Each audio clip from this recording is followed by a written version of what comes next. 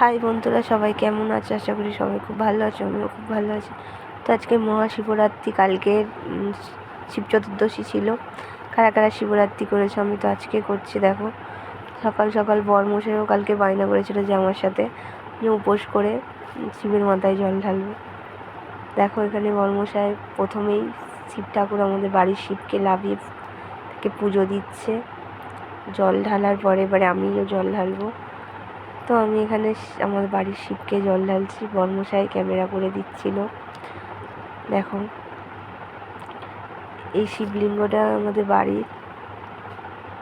এখানে জল ঢালার পরে আমরা চলে যাবো আমাদের এখানে একটা কালী মন্দির আছে।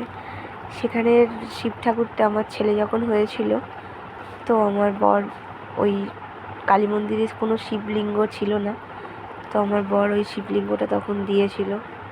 আজ থেকে 6-7 বছর আগের কথা বলছি, ওই যে শিবলিঙ্গটা। তো বরমশাই এখানেও পুজো দিচ্ছে শিব ঠাকুরকে। তারপর আমিও দিয়ে দিলাম ওদের কালী মন্দিরে যে শিবলিঙ্গ ওখানে আছে। তো এটা আমাদের বাড়ির, মানে আমাদের পাড়ার কালী ঠাকুর মন্দির।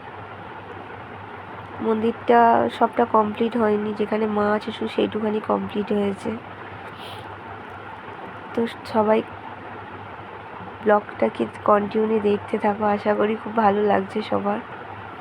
এই দেখো, এই হলো আমাদের মা কালী। এনার কাছে যে যা চায় সবাই সেটা পায়, আমি সেটা মানি, কারণ আমি যা যা চেয়েছি মায়ের কাছে, মা আমাকে কখনোই ফেরায়নি। তো তোমরাও যারা যারা আমার ভিডিওটা দেখছো তারা তারা মায়ের কাছে চটপট চেয়ে নাও, থেকে মাও তোমাদের মনস্কামনা পূর্ণ করবে। তো মহাশিবরাত্রিতে কাদের কাদের